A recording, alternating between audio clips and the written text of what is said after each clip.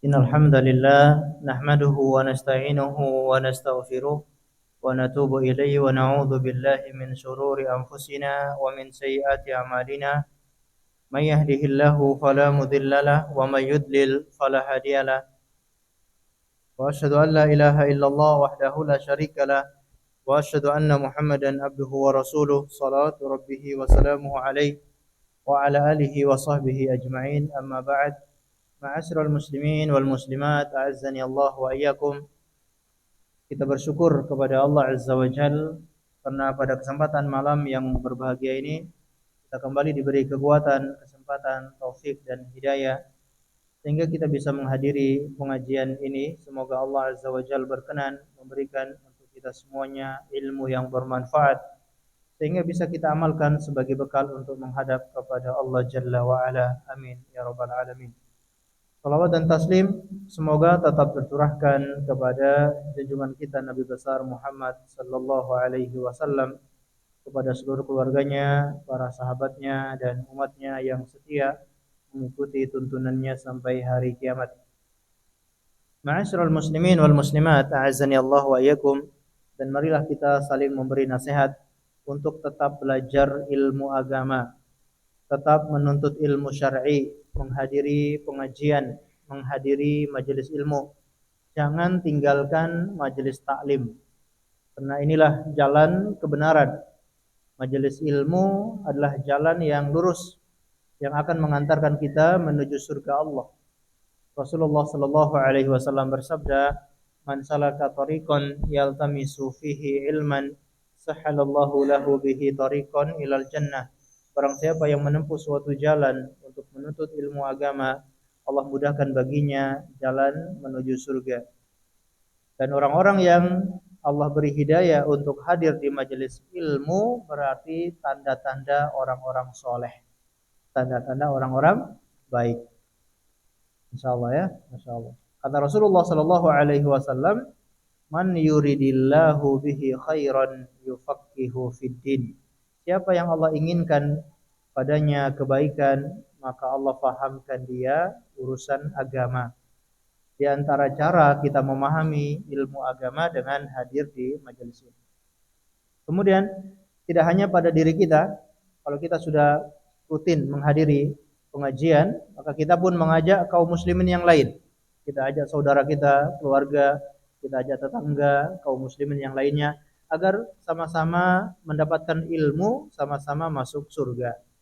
Jadi kita jangan cuma memikirkan diri sendiri, tapi kita juga harus peduli dengan saudara kita. Nah, selama ini misalkan saudara kita belum sholat 5 waktu, masih bolong-bolong, ini harus kita peduli untuk saling memberi nasihat. Paling tidak kita usahakan ajak dia untuk hadir di majelis ilmu. Dengan dia hadir di majelis ilmu, mendapatkan ilmu, mendapatkan hidayah, insya Allah Allah akan beri hidayah kepada kita semua. Kemudian seperti biasanya kita akan sama-sama mengkaji sebuah kitab yang agung, yaitu Al-Kabair, dosa-dosa besar, yang ditulis oleh Imam Az-Zahabi rahimahullahu ta'ala. Kita bacakan dosa besar yang pertama, yaitu syirik kepada Allah. Dosa besar yang kedua, membunuh jiwa tanpa hak. Yang ketiga, sihir. Dosa besar yang keempat, meninggalkan sholat. Dosa besar yang kelima, tidak mau bayar zakat. Dosa besar yang keenam, durhaka kepada kedua orang tua. Dosa besar yang ketujuh, makan harta riba. Dosa besar yang kedelapan, makan harta anak yatim. Yang kesembilan, berdusta atas nama Nabi sallallahu alaihi wasallam. Dosa besar yang kesepuluh, tidak puasa di siang hari bulan Ramadan tanpa uzur. Dosa besar yang ke-11, lari dari medan perang, kabur. Dosa besar yang ke-12, berbuat zina. Dosa besar yang ke-13, pemimpin yang curang kepada rakyatnya. Dosa besar yang ke-14, minum khamr walau tidak sampai memabukkan. Dosa besar yang ke-16, saksi palsu.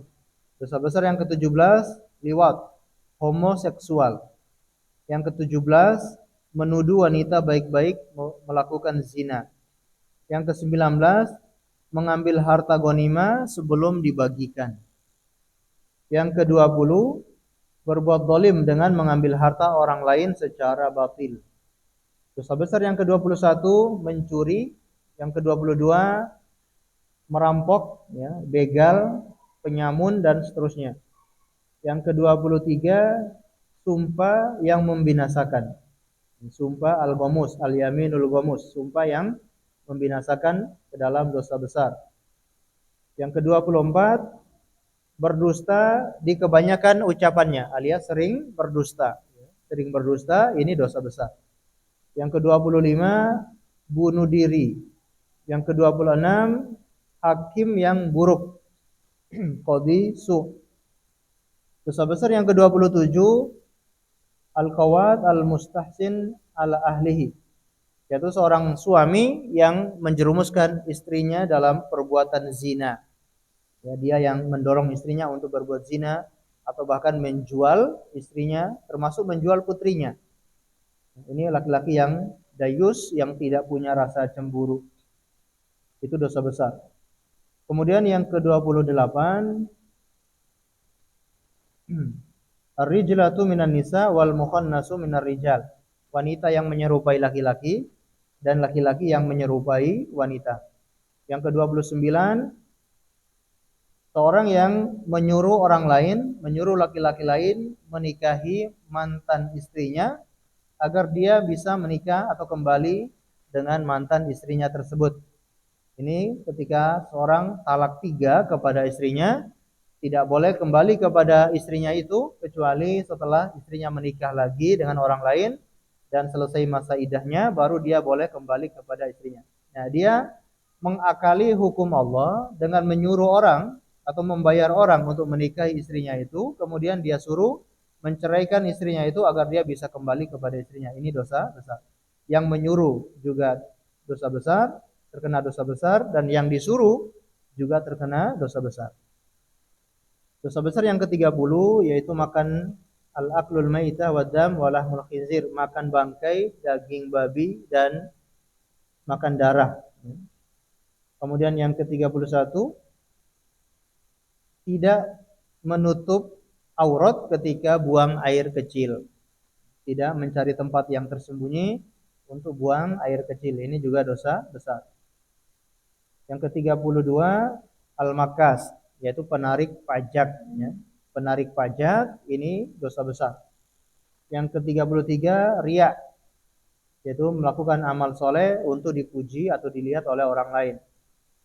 Yang ke-34, yaitu al-khiyanah, berkhianat.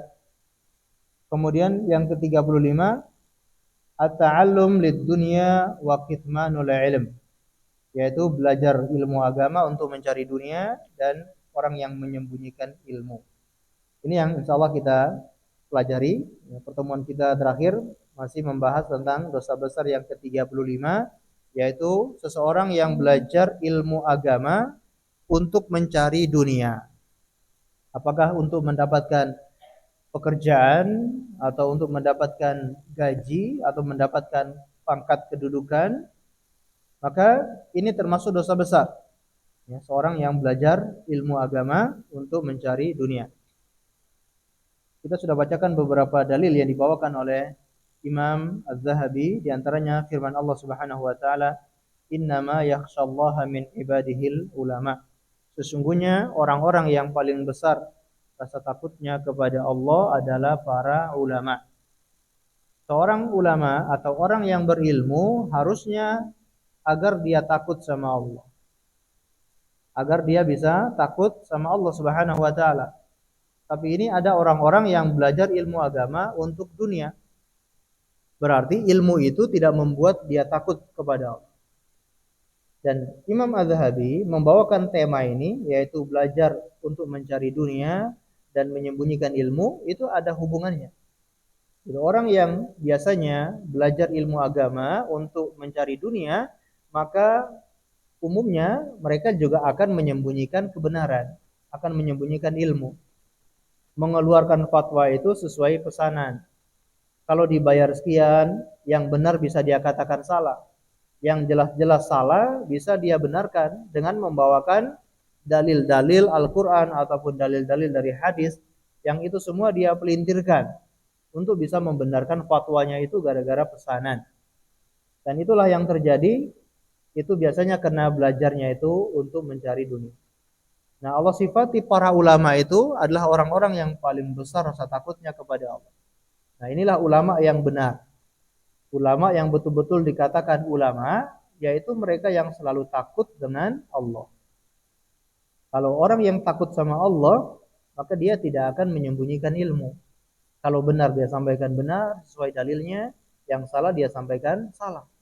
Tidak takut ditinggal oleh masyarakat, tidak takut nanti tidak ditokohkan lagi di masyarakat. Kalau memang itu salah dan dalilnya jelas, ayatnya jelas, hadisnya jelas, maka seorang ulama itu harus wajib menyampaikan. Jangan takut nanti kalau dia sampaikan itu ternyata tidak sesuai dengan keinginan jamaahnya. Nanti jamaahnya bisa kabur, jamaahnya bisa meninggalkan dia. Akhirnya apa? Tidak mau menyampaikan kebenaran tersebut. Dan itu banyak. Atau jangan-jangan karena dia terlibat dalam melakukan perkara yang dilarang tersebut, akhirnya dia mencari fatwa-fatwa yang membenarkan perbuatannya tersebut. Ya, jadi ilmu itu harus membuat orang semakin takut kepada Allah. Dan itulah kenapa kita selalu belajar ilmu agama, agar kita itu selalu takut sama Allah. Kalau sudah ada perasaan takut kepada Allah, insya Allah kita akan selalu mentaati apa yang diperintahkan oleh Allah Subhanahu wa taala. Dan kalau orang yang sudah punya rasa takut di dalam hatinya, maka insya Allah dia akan selalu diampuni dosanya oleh Allah, bahkan akan dimasukkan ke dalam surga. Mungkin kita pernah ingat ada seorang bapak yang berwasiat kepada anak-anaknya, ya, di zaman Bani Israel atau sebelum datangnya Rasulullah SAW, ada seorang yang berpesan kepada anak-anaknya, nah, kalau saya meninggal nanti, bakarlah tubuh saya, bakarlah jasad saya, dan tebarkan abunya, ya, apakah di padang pasir, apakah di lautan, maka tebarkan abu bekas bakar tubuh saya tersebut. Begitu dia meninggal dunia, maka dilakukan oleh para anak-anaknya. Ketika Allah Subhanahu wa taala membangkitkan orang ini, Allah bertanya kepadanya, ya, ma hamalaka ala fi'li hadzal amr, atau kama qala fil hadis. Apa yang membuat kamu melakukan hal itu? Kenapa kamu berpesan kepada anak-anak untuk membakar jasadmu? Kata dia, khasyatuka ya Rabb. Aku melakukan itu karena aku takut kepadamu. Kalau seandainya engkau mampu membangkitkan saya dari kematian, maka engkau akan mengazab saya dengan azab yang sangat pedih. Maka Allah Subhanahu wa taala berfirman kepada orang ini, qad ghafartu lak. Aku sudah ampuni semua dosa-dosanya. Jadi karena dia punya perasaan takut kepada Allah yang besar, Allah ampuni dosa-dosanya. Masya Allah. Dan Allah masukkan dia ke dalam surga. Ini pentingnya kalau kita selalu takut kepada Allah. Takut kepada Allah ini takut akan kebesaran Allah. Artinya apa? Betul-betul takzim, hormat sama Allah. Jadi betul-betul hormat. Jadi kalau Allah perintahkan sesuatu, hormat, sami'na wa ata'na, itu namanya ta'zim, namanya hormat. Bagaimana kita sama atasan kalau diperintahkan sesuatu, ya kita sami'na, kita wa ata'na. Itu atasan. Langsung dijalankan. Nah, ini Allah Rabbul Alamin, rajanya segala raja, rajanya manusia, raja di atas raja, pencipta manusia, memerintahkan segala perkara sesuatu, harusnya kita itu sami'na wa ata'na. Itu kalau kita mengagungkan Allah Subhanahu wa taala. Takut kepada Allah maknanya juga adalah takut akan azab Allah. Takut akan siksa Allah. Karena Allah Subhanahu wa taala menceritakan tentang azab-azabnya pada hari kiamat atau akan mengazab orang-orang yang berbuat dosa, itu tujuannya agar menakut-nakuti manusia, agar manusia itu takut. Ini makna takut kepada Allah. Kemudian beliau membawakan dalil yang lain, innal ladzina yaktumuna ma anzalna minal kitab wal huda min ba'di ma bayyanahu lin-nasi fil kitab ulaika yal'anuhumullahu wa yal'anuhumul la'inun. Sesungguhnya orang-orang yang menyembunyikan apa-apa yang telah kami turunkan minal bayyinat dari penjelasan wal huda dan juga petunjuk mim ba'di ma bayyanahu linnas setelah kami jelaskan kepada manusia di dalam kitab Taurat. Ulaika yal'anuhumullah wa yal'anuhumul la'inun. Mereka itulah akan dilaknat oleh Allah dan akan dilaknat oleh orang-orang yang melaknat. Mungkin sudah kita singgung di pertemuan sebelumnya. Ayat ini bercerita tentang orang-orang Yahudi yang mereka menyembunyikan kebenaran tentang Nabi Muhammad sallallahu alaihi wasallam. Mereka baca dalam kitab Taurat, mereka tahu informasinya kalau Allah akan mengutus nabi terakhir yang datang dari bangsa Arab yang namanya Ahmad atau Muhammad, sudah tertulis tanda-tandanya, ciri-cirinya jelas. Bahkan mereka pun menanti-nanti datangnya nabi tersebut, tapi begitu diutus Nabi Muhammad, mereka hasad, mereka iri karena Nabi Muhammad bukan dari orang-orang Bani Israel. Apa yang terjadi? Mereka menyembunyikan kebenaran itu.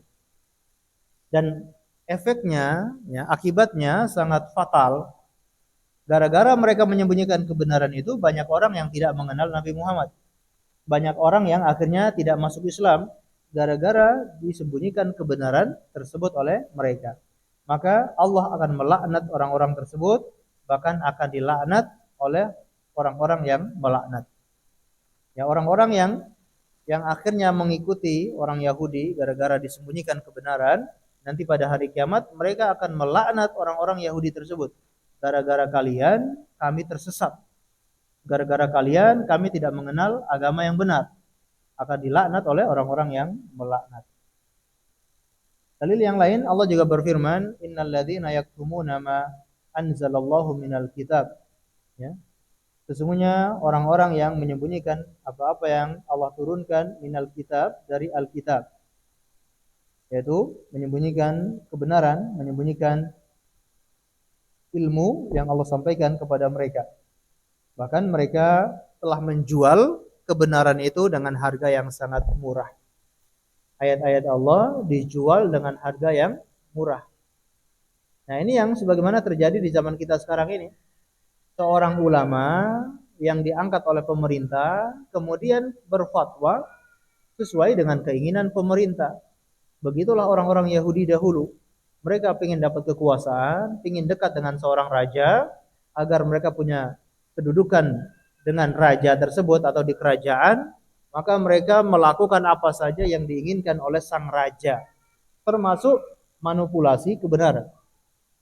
Nah, itulah ulama-ulamanya Yahudi. Mereka menjual ayat-ayat Allah dengan harga yang sangat murah. Dan ini semua tentunya karena dunia. Ya, kembali lagi, karena memang mereka belajar ilmu agama itu untuk dunia. Maka ketika sudah punya ilmu, ilmunya untuk mencari dunia. Ilmunya untuk dijual, mendapatkan dunia yang sangat murah. Bahkan Allah Subhanahu wa taala menggambarkan salah satu ulama Yahudi yang bernama Bal'am bin Ba'ur yang hidup di zamannya Nabi Musa alaihissalam.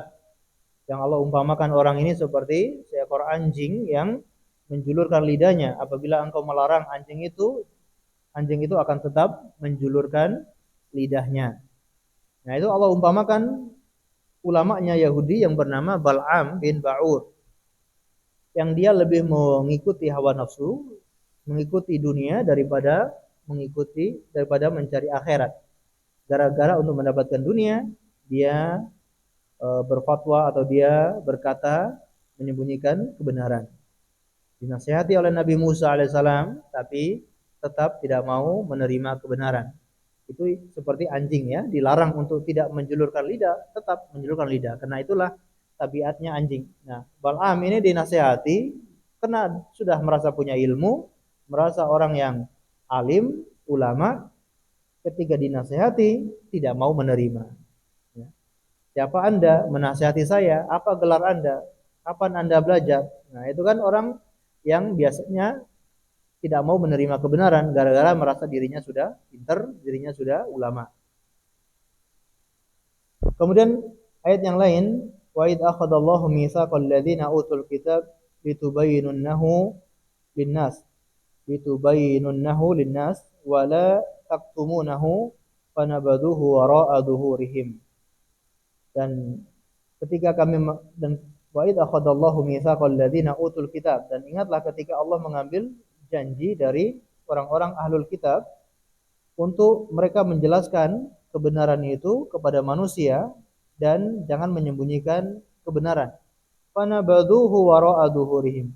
Namun mereka meninggalkan janji itu. Mereka melempar janji itu di belakang punggung mereka, alias tidak peduli dengan janji yang Allah ambil kepada mereka. Allah itu sudah mengambil janji kepada orang-orang yang belajar ilmu agama. Apa janjinya? Untuk menyebarkan ilmu, untuk sampaikan ilmu. Makanya di kalangan ulama ada istilah namanya zakatul ilm, ya, zakat ilmu. Jadi zakat itu jangan dianggap hanya harta saja yang harus dizakati, tapi ilmu itu juga harus dizakati. Bagaimana zakatnya ilmu? Disebarkan kepada orang lain. Baik. Kemudian Imam Az-Zahabi membawakan beberapa hadis, ya. Qala an-nabiy sallallahu alaihi wasallam, man ta'allama ilman mimma yabtaghi bihi wajha Allah la yata'allamuhu illa liyusibu bihi 'aradan minad dunya lam yajid 'arafal jannah yaumal qiyamah. Barang siapa yang belajar ilmu agama, yang seharusnya ilmu agama itu ketika belajar untuk mendapatkan wajah Allah. Harusnya niat ketika belajar mencari wajah Allah. La yata'allamahu illa liyusiba bihi 'aradan minad dunya. Tidak belajar ilmu agama untuk mencari sedikit dari dunia. Maka apa yang terjadi kalau orang yang belajarnya untuk mencari sedikit dari dunia, lam yajid 'arafal jannah yaumal qiyamah. Tidak akan mencium bau surga nanti pada hari kiamat. Padahal kita tahu bahwasanya aroma surga itu bisa dicium dari jarak sekian dan sekian. Makanya penting sekali kita meluruskan niat ketika belajar ilmu agama. Niatnya apa? Di antara niat untuk niat belajar ilmu agama adalah untuk menghilangkan kebodohan. Kenapa kita belajar? Niatkan, ya, saya belajar ini untuk menghilangkan kebodohan. Kenapa dihilangkan? Ya, karena bodohnya kita sangat banyak atau sedikit? Kebodohan kita itu sangat banyak. Kita perlu dikit-dikit hilangkan kebodohan itu. Nah, hilangkan kebodohan dengan apa? Dengan ilmu. Dan ketika kita sudah mulai hilang kebodohan dalam diri kita, juga menghilangkan kebodohan pada orang lain. Ini yang disebutkan oleh Imam Ahmad rahimahullahu taala. Kata beliau, al-ilmu la ya'diluhu syai'in sahat niyatuhu. Ilmu itu keutamaannya tidak ada yang bisa menandingi. Tidak ada ibadah yang pahalanya, yang keutamaannya lebih besar daripada ilmu. Tidak ada yang bisa menandingi. Ya.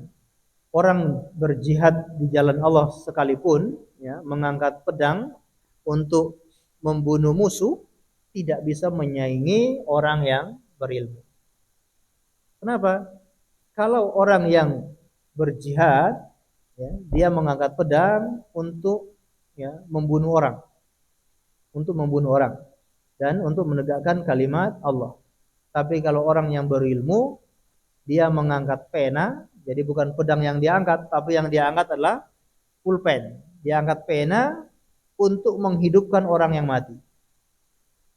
Jadi kalau mujahid itu membunuh orang yang hidup supaya menegakkan kalimat Allah, kalau ulama, orang yang berilmu, mengangkat pena, menulis ilmu untuk menghidupkan orang-orang yang mati hatinya. Lebih bermanfaat mana? Jelas lebih bermanfaat orang yang berilmu. Walaupun dia orang yang menulis ilmu itu sudah meninggal dunia, ilmunya tetap tersebar bahkan sampai hari kiamat. Bagaimana kitab yang kita pelajari ini, penulisnya masih ada atau sudah meninggal? Sudah meninggal ratusan tahun yang lalu. Tapi sampai sekarang kitabnya tetap kita pelajari, kita baca, kita sampaikan. Banyak orang yang dapat hidayah, banyak orang yang dapat ilmu, pahalanya mengalir sampai ke orang yang mengarang kitab ini. Rahimahullah. Tiap kali kita menyebut namanya kita mendoakan ya rahimahullah. Imam Az-Zahabi rahimahullah. Baik. Jadi ilmu itu tidak ada yang bisa menandingi, tapi ada syaratnya. In sohat niyatuhu. Kalau niatnya benar. Kalau niatnya keliru, ya tetap dosanya paling besar. Bahkan mungkin pernah kita singgung, pertama kali yang akan dicebloskan ke dalam api neraka salah satunya seorang alim ya, yang belajar ilmu agama, belajar Quran, menjadi orang yang ahli qiraah, qori, punya ilmu. Tapi orang yang pertama kali dicebloskan ke dalam penjara karena salah niatnya. In sahat niyatahu. Maka ditanyakan, ya bagaimana niat yang benar itu? Kata beliau, ayyanwiya raf'ul jahli an nafsihi wa an ghairihi. Dia niatkan dalam hati ketika belajar itu untuk mengangkat, menghilangkan kejahilan dalam dirinya dan menghilangkan kejahilan pada orang lain. Baik, dan kita niatkan untuk mendapatkan pahala. Contohnya kita sekarang ini sedang duduk di majelis ilmu, ya, niatkan saya duduk ini untuk mendapatkan ilmu, mendapatkan pahala, mendapatkan hidayah, dan duduknya kita ini semuanya dicatat pahala oleh Allah Subhanahu wa taala. Bahkan selalu didoakan oleh para malaikat. Maka niatkan ya untuk tulus dalam mendengarkan kajian, mendengarkan ta'lim ya, tulus. Ya, dengarkan dengan hati. Jangan cuma kita mendengarkan dengan telinga saja. Atau bahkan jangan sampai kita malah meremehkan orang yang berbicara ya. Kita mencoba mencerna apa yang disampaikan ya oleh penceramah ya, ketika khutbah Jumat atau ketika kajian seperti ini, kita resapi apa yang disampaikan ya, dan kita berusaha untuk menjalankannya. Kemudian disebutkan juga dalam hadis yang lain, waqad marra hadis Abi Hurairah radhiyallahu anhu fi salasati alladziina yushabuna ila an-nar. Ahaduhum alladzi yuqalu lahu innama ta'allamta liqalu alim wa qad qil.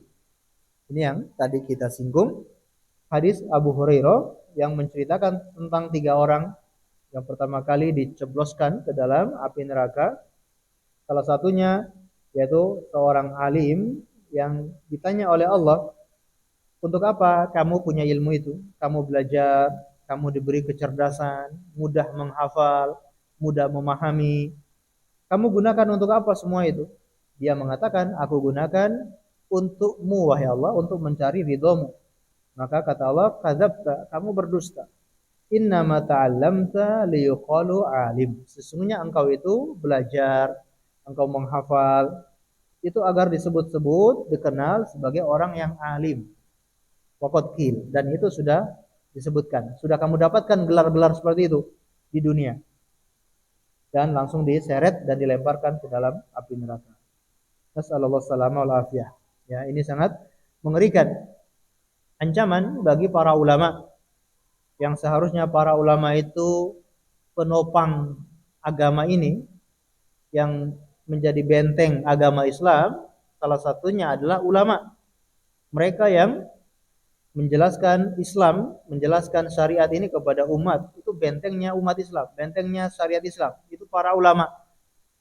Harusnya mereka menjadi benteng dan penegaknya agama, justru dengan perbuatan, dengan niat mereka justru dimasukkan ke dalam api neraka.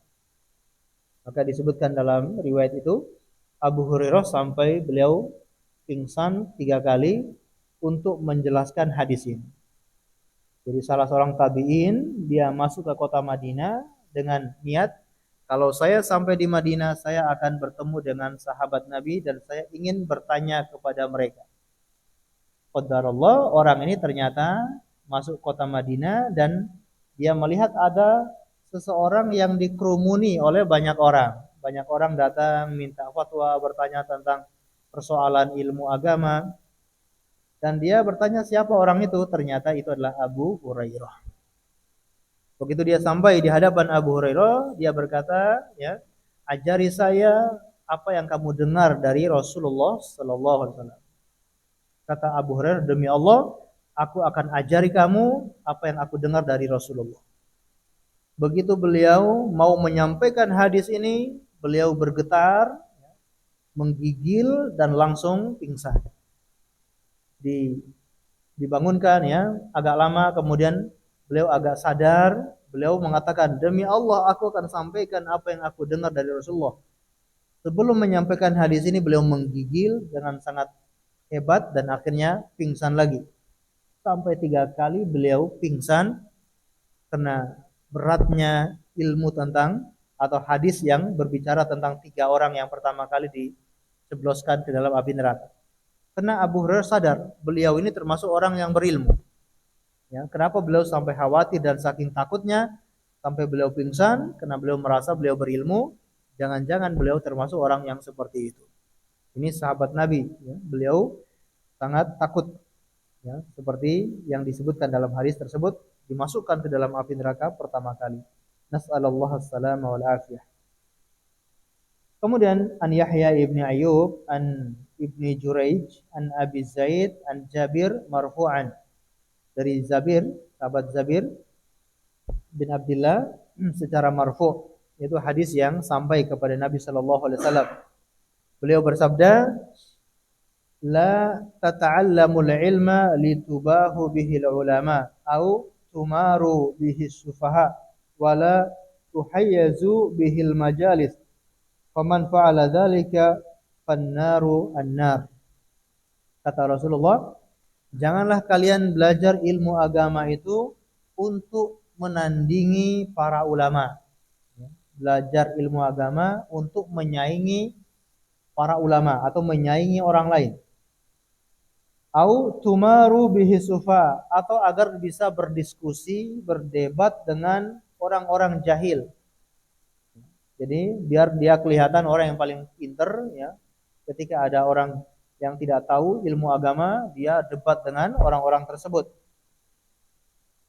Wala tukhayyazu bihil majalis, atau jangan sampai agar menjadi pusat perhatian di dalam majelis belajar ilmu agama, agar dia menjadi pusat perhatian orang. Dia duduk di depan, ya di atas kursi, kemudian orang-orang diam semua, dia sendiri yang berbicara, jadi perhatian orang. Kalau niatnya agar dipuji, agar disanjung oleh orang lain, maka kata Rasulullah, "Faman fa'ala dzalika fannaru annar." Barang siapa yang melakukan itu, nerakalah tempatnya, nerakalah tempatnya. Ya, insyaallah. Ini peringatan yang sangat keras ya, bagi orang-orang yang belajar ilmu agama dengan niat yang tidak benar. Kemudian an Abdullah ibni Ka'ab ibni Malik an abihi an Nabi sallallahu alaihi wasallam, man ibtaghal ilma liyubahi bihi ulama aw yumari bihi sufa aw tuqabbala afidatun nas ilaiha fa ilan nar. Ini sama hadis bagaimana di atas tadi. Barang siapa yang belajar ilmu untuk menyaingi para ulama, untuk berdebat dengan orang-orang jahil, atau untuk mencuri perhatian manusia, atau kalau di zaman sekarang mencuri perhatian manusia itu mungkin di media sosial agar banyak pengikutnya, banyak followersnya, banyak orang yang mengagung-agungkan dia. Kalau belajarnya itu hanya untuk mencari seperti itu, ilan nar ya, kata Rasulullah, maka tempat kembalinya neraka. Wa fi lafdin adkhalahu Allahun nar, Allah akan masukkan dia ke dalam api neraka. Qala Nabi sallallahu alaihi wasallam, man su'ila an ilmin fakatamahu uljima yaumal qiyamah bilijamin min nar. Ini beliau akan bawakan hadis seputar orang yang menyembunyikan ilmu. Barang siapa yang ditanya tentang perkara agama atau ditanya tentang suatu ilmu, fakatamahu, lalu dia menyembunyikan ilmu itu, tidak mau menyampaikan ilmu itu. Apa balasannya? Uljima yaumal qiyamah bilijami minan nar, akan dikekang pada hari kiamat dengan tali kekang dari api neraka. Ini bahaya orang yang menyembunyikan kebenaran. Ya, sebagaimana kita singgung tadi, fatwa itu sesuai bayaran. Ketika ada yang minta fatwa perkara-perkara yang seharusnya itu syubhat atau seharusnya itu haram, karena dibayar dia berusaha memberikan fatwa dengan fatwa-fatwa yang sangat aneh. Nah ini balasannya akan dikalungi atau diikat dengan tali kekang dari api neraka. Baik. Masalah kitmanul ilm, masalah menyembunyikan ilmu, ya, itu kalau memang niatnya adalah untuk dunia. Tapi kalau niatnya itu untuk kebenaran atau niatnya itu adalah untuk sesuatu yang maslahat, maka tidak masalah, tidak berdosa. Contohnya apa? Ketika ada seorang guru ditanya oleh muridnya, lalu guru ini mengatakan aku tidak tahu. Padahal guru ini tahu jawabannya, tapi sengaja guru ini mengatakan aku tidak tahu. Kenapa? Karena guru ini melihat jawaban ini atau pertanyaan ini kalau dijawab akan bisa menyebabkan fitnah, yang atau membuat terjadi kegaduhan kalau dijawab. Maka gurunya ini mengatakan aku tidak tahu. Hal itu pernah terjadi pada Syekh Saleh bin Fauzan hafizahullah. Ada seorang ulama bernama Syekh Saleh bin Fauzan, termasuk anggota komite fatwa ulama Saudi Arabia. Beliau ditanya tentang suatu persoalan, maka beliau mengatakan aku tidak tahu. Di majelis yang lain ada muridnya yang bertanya lagi, wahai Syekh, apa hukumnya ini? Beliau langsung menjawab. Maka ada muridnya yang bertanya, wahai Syekh, ketika engkau menjawab pertanyaan si fulan, kamu mengatakan tidak tahu, tapi kenapa sekarang kamu menjawabnya? Kata Syekh ini, aku mengatakan aku tidak tahu, maksudnya la adri bimuradihi. Aku nggak tahu apa tujuan dia. Jadi dia mengatakan aku tidak tahu, maksudnya apa? Aku nggak tahu tujuan kamu atau nggak tahu tujuan dia. Karena tadi seorang guru bisa saja melihat, ya pertanyaan itu bisa menyebabkan mudorot atau tidak. Kalau pertanyaan itu menyebabkan mudorot, tidak masalah guru ini tidak menjawab atau dia menahan tidak menyampaikan ilmu tersebut. Dan memang kadang ada ilmu yang tidak semuanya kita sampaikan satu kaligus. Ya. Ada tahapan-tahapannya. Kapan ilmu itu disampaikan, kapan ilmu itu tidak disampaikan. Karena dikhawatirkan bisa menyebabkan fitnah. Begitupun yang terjadi pada sahabat Mu'ad bin Jabal. Jadi Rasulullah mengatakan kepada Mu'ad bin Jabal, ya, yaitu kalau ada orang yang betul-betul menunaikan hak Allah, maka Allah akan menunaikan hak dia. Apa hak Allah? Hak Allah adalah menyembah hanya kepadanya dan tidak menyekutukannya. Sedangkan kalau ada orang yang sudah menunaikan ini, Allah akan menunaikan hak hamba tersebut, yaitu Allah tidak akan menyiksa, mengazab orang tersebut. Ini kan kabar gembira. Berarti kalau ada orang yang tidak menyekutukan Allah, pasti dia akan diampuni oleh Allah. Allah tidak mungkin mengazab orang itu. Kabar gembira ini kata Mu'ad bin Jabal, afala ubasyiru bihin nas, wahai Rasulullah, apakah kabar ini aku beritahukan kepada manusia? Kata Rasulullah, la tubasyirhum. Jangan dulu, jangan kamu sebarkan dulu ilmu ini. Fayattaqilu. Khawatir nanti mereka berpatokan pada dalil ini, mereka enggak mau beramal. Yang penting kan saya tauhid. Yang penting kan saya tidak berbuat kesyirikan, enggak sholat, enggak puasa, enggak apa-apa. Nah, itu karena ilmu mereka masih terbatas, ya. Ilmunya belum sempurna disampaikan, maka Rasulullah menyuruh Mu'ad bin Jabal untuk menahan, jangan sampaikan ilmu ini. Tapi akhirnya Mu'ad bin Jabal menyampaikan ilmu tersebut kepada kita sekalian. Sudah disampaikan oleh sahabat Mu'ad atau belum?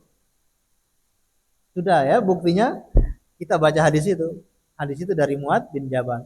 Sebelum meninggal dunia, beliau menyampaikan hadis itu, khawatir beliau termasuk orang yang menyembunyikan ilmu. Baik.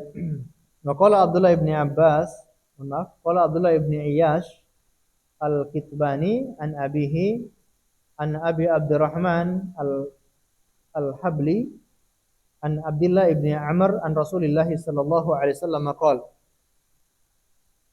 man katama ilman aljamahu Allah yaumal qiyamah bilijamin minan nar. Ini sama sebagaimana hadis di atas. Barang siapa yang menyembunyikan sebuah ilmu, Allah akan ikat dia dengan tali kekang dari neraka. Qala al-Hakim ala syartihima wala a'lam lahu illah. Ya, ini hadis yang sahih. Qala Nabi sallallahu alaihi wasallam, Allahumma inni a'udzubika min ilmin la yanfa'. Ini doa yang sering diucapkan oleh Rasulullah. Beliau minta dari berlindung kepada Allah dari ilmu yang tidak bermanfaat. Di antara ilmu yang tidak bermanfaat itu apa? Yaitu ilmu yang tidak mendatangkan khasyatullah. Ilmu yang tidak mendatangkan rasa takut kepada Allah. Maka beliau selalu berlindung kepada Allah. Allahumma inni a'udzubika min ilmin la yanfa'. Ya Allah, aku berlindung kepadamu dari ilmu yang tidak bermanfaat. Yaitu bukan untuk menyelamatkan dia, tapi justru malah menyengsarakan dia. Itu kalau ilmu yang tidak bermanfaat. Jadi ilmu itu bisa menjadi hujjatun lahu atau menjadi hujjatun alaihi. Kalau hujjatun lahu yaitu menjadi pembela dia, menjadi hujjah atasnya, menjadi hujjah untuknya, yaitu ilmu yang akan membela dia, akan menolong dia. Tapi kalau hujjatun alaihi, ilmu yang akan mengadili dia. Ini yang berbahaya. Ya, bukannya dapat keselamatan, malah mendapat kesengsaraan karena ada ilmu yang tidak bermanfaat. Qala wa Nabi sallallahu alaihi wasallam qala man ta'allama ilman li ghairillah aw arada bihi ghairillah falyatabawwa maq'adahu minan nar. Hasanahu at-Tirmidzi. Barang siapa yang belajar ilmu agama untuk selain Allah atau dia menginginkan sesuatu selain Allah, falyatabawwa maq'adahu minan nar. Hendaknya dia mempersiapkan kaflingnya, tempat duduknya di neraka. Hadis hasan dihasankan oleh Imam Tirmidzi. Hadis yang lain, wa an Ibnu Mas'ud qala man ta'allama ilman lam ya'mal bihi lam yazidhu al-ilma illa kibra. Dari Ibnu Mas'ud berkata, barang siapa yang belajar ilmu lalu tidak mengamalkan ilmu tersebut. Ini diantara ciri-ciri ilmu yang tidak bermanfaat. Ciri-ciri ilmu yang tidak bermanfaat adalah banyak ilmu tapi tidak diamalkan. Punya ilmu tapi tidak diamalkan. Ini sebagaimana orang-orang Yahudi yang di awal kita singgung, yang mereka punya ilmu tidak diamalkan. Maka apa yang terjadi kata sahabat Ibnu Mas'ud, lam yazidhu al-ilm illa kibra. Tidak akan menambahnya dari ilmu itu melainkan kesombongan. Kalau dia punya ilmu kemudian tidak mengamalkan ilmu itu, yang ada malah sombong. Dan itulah yang terjadi. Orang yang tidak mengamalkan ilmunya, ujung-ujungnya dia menjadi orang yang sombong. Di antara ciri-ciri orang yang sombong itu apa? Ketika diingatkan tidak mau menerima, dinasihati tidak mau mendengar, bahkan merasa dirinya paling pinter. Dinasihatin nggak mau terima. Nah, itu ciri-ciri orang yang sombong. Nah, itu kalau tidak mengamalkan ilmu. Seharusnya orang itu kalau diingatkan berterima kasih, ya terima kasih telah mengingatkan, mungkin dia punya kesalahan sehingga dia bisa bercermin lalu merubah, memperbaiki kesalahannya. Harusnya berterima kasih. Ini malah kadang-kala diingatkan marah-marah. Diingatkan malah dia balik menyerang orang yang mengingatkannya tersebut. Nah, ini sangat berbahaya. Ini diantara ciri-ciri ilmu yang tidak bermanfaat. Ya, akan menjadikan pelakunya sombong. Wa ruwiya an Abi Umamah radhiyallahu anhu an Nabi sallallahu alaihi wasallam qala yuji'u bil 'alim as-su' yaumal qiyamah wa yuqdafu fi jahannam fa yaduru bi qusbihi kama yaduru al-himar birraha fa yuqalu bima laqita hadha wa innama ihtadaina bika fayaqulu kuntu ukhalifukum ila ma anhakum anhu. Baik, ma'asyiral muslimin dan muslimat, a'azzani Allah wa iyyakum. Ini artinya cukup panjang. Mungkin kita jelaskan setelah kita dengarkan azan terlebih dahulu, insyaallah.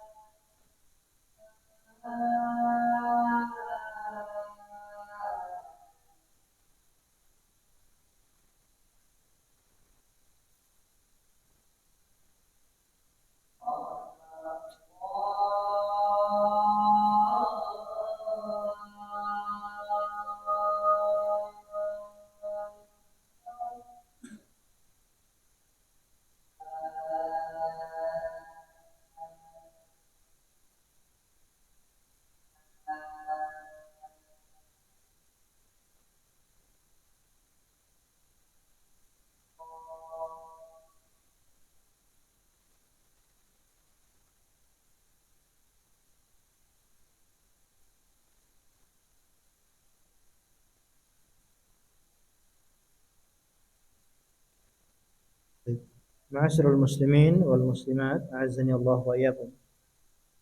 Hadis berikutnya anin Nabi sallallahu alaihi wasallam qala, beliau bersabda, yuja'u bil alimi su' yaumal qiyamah. Akan didatangkan seorang alim yang buruk pada hari kiamat. Fayuqdafu fi jahannam, lalu dilemparkan ke dalam neraka jahannam. Fayaduru bi qusbihi kama yadurul himar birraha. Lalu akan diputar-putar, akan digiring dengan diputar-putar dengan ususnya, ya, ususnya terbuka kemudian diputar-putar dengan ususnya, sebagaimana seekor unta atau sebagaimana seekor himar keledai mengelilingi penggilingan gandum. Jadi himar digunakan untuk menggiling gandum. Fayuqalu, maka ketika bertemu dengan orang-orang yang lain atau penghuni surga, mereka bertanya kepada orang ini, fayuqalu bima laqita hadza innama ihtadaina bika. Kenapa kamu bisa mendapatkan siksaan seperti ini? Bukankah kami ini dapat hidayah dari Anda? Kami dapat hidayah dari engkau. Dulu di dunia, engkau yang ingatkan kami begini dan begini, engkau yang sadarkan kami. Tapi ini sekarang kamu malah disiksa di neraka. Fayuqalu kuntu khalifukum ila ma anhaakum anhu. Dia mengatakan, sesungguhnya dulu di dunia aku menyelisih apa yang aku larang kepada kalian. Aku melarang kalian jangan berbuat seperti ini, tapi aku menyelisihi, aku yang menerjangnya. Atau aku memerintahkan kalian untuk melakukan ini dan itu, tapi akulah yang meninggalkan perkara tersebut. Ini sangat berbahaya. Ancaman bagi para dai, bagi para ustadz, para guru yang menyampaikan ilmu agama, menasihati orang lain, ya, lalu tidak menjalankan apa yang mereka nasihatkan. Ini kita memohon kepada Allah Subhanahu wa taala agar mengampuni dosa kita semuanya, ya, agar kita diberi hidayah untuk mengamalkan ilmu yang kita pelajari dan yang kita sampaikan. Makanya disebutkan oleh para ulama ada 3 ayat yang paling ditakuti oleh para dai, para ustadz ataupun para ulama. Ada 3 ayat. Ayat yang pertama, ya, dalam surat As-Saff, yaitu kabura maqtan indallahi an taqulu ma la taf'alun. Sangat besar kemurkaan Allah kepada orang yang menyampaikan sesuatu yang tidak dia kerjakan. Ya, ini sangat menakutkan. Kita menyampaikan sesuatu tapi memerintahkan orang melakukannya, kita tidak mengerjakannya. Tapi perlu digarisbawahi, maksud daripada ayat ini adalah menyuruh menyampaikan yang wajib, yang hukumnya wajib. Dia menyuruh orang sholat 5 waktu, tapi dianya tidak sholat. Nah, itu kena ayat ini, kabura maqtan indallah. Dia menyuruh orang berpuasa di bulan Ramadan, tapi dia sendiri malah tidak puasa Ramadan. Nah, ini berarti kena ayat ini, kabura maqtan. Tapi kalau perkara-perkara yang sunnah, maka tidak terkena ayat ini. Dia suruh orang untuk sholat duha misalkan, dia suruh orang untuk sholat duha, tapi dianya sendiri tidak sholat duha. Ini tidak terkena ayat ini. Justru dia malah mendapat pahala karena dia memotivasi orang untuk melakukan amalan-amalan sunnah tersebut. Ya, dia mendapatkan pahala karena menunjukkan kebaikan kepada orang. Barang siapa yang menunjukkan kebaikan, mandalla ala khairin ka'ajri fa'ilihi, maka dia akan mendapat pahala orang yang mengerjakan kebaikan tersebut. Itu kalau amalan-amalan sunnah. Tapi kalau amalan-amalan wajib, dia menyelisihinya, maka kabura maqtan, kemurkaan Allah sangat besar atas orang seperti itu. Ayat yang kedua yaitu atamuruna an-nasa bil birri wa tansawna anfusakum wa antum tatlunal kitab afala ta'qilun. Kalian memerintahkan manusia untuk berbuat kebaikan, wa tansawna anfusakum, tapi kalian lupa untuk diri kalian. Jadi dia berbuat baik atau dia mengajarkan kebaikan untuk orang lain, tapi dia lupa terhadap dirinya sendiri. Wa antum tatlunal kitab, dan kalian telah membaca kitab. Afala ta'qilun, apakah kalian tidak berpikir? Ini tentunya khitab ya ditujukan kepada orang-orang Yahudi yang mereka menyuruh orang berbuat kebaikan tapi mereka sendiri malah tidak melakukan kebaikan. Ayat yang ketiga yaitu wa ma uridu an ukhalifakum ila ma anhaakum anhu in uridu illal islah mastata'tu. Aku tidak ingin menyelisih apa yang aku sampaikan kepada kalian. Sesungguhnya yang aku inginkan hanyalah al-islah, yaitu memperbaiki semampu aku. Allah alam bisawab. Ya, ini yang bisa kita pelajari pada kesempatan malam hari ini. Semoga bisa bermanfaat untuk kita semuanya. Maka yang paling penting adalah marilah kita selalu meluruskan niat atau memperbaiki niat, apakah diri kita sendiri atau ketika kita menyekolahkan anak-anak di pendidikan agama, maka luruskan niat ya. Jangan niatnya adalah agar anaknya itu menjadi ustadz yang terkenal, ya, agar mendapatkan pekerjaan ini dan itu. Tapi ketika kita menyekolahkan anak di pendidikan agama, niatkan agar anak kita bisa bermanfaat untuk dirinya, untuk orang tuanya, untuk kaum muslimin semuanya. Nah, kita niatkan dengan demikian dan kita niatkan untuk mendapatkan pahala kalau anak kita bisa menjadi ulama, bisa mengajarkan ilmu agama, kita juga akan memanen pahala dari anak kita tersebut. Niatkan demikian. Jangan kita niatkan untuk perkara-perkara dunia. Allah a'lam bishawab. Sebelum kita akhiri, mungkin ada yang ditanyakan, kami persilakan. Alhamdulillah, tidak ada. Kita akhiri dengan membaca doa kafaratul majlis. Subhanakallahumma bihamdika asyhadu an la ilaha illa anta astaghfiruka wa atubu ilaik. Wa sallallahu ala nabiyyina Muhammad wa ala alihi wa sahbihi wa sallam. Terima kasih atas segala perhatiannya. Mohon maaf atas segala kekurangannya. Assalamualaikum warahmatullahi wabarakatuh.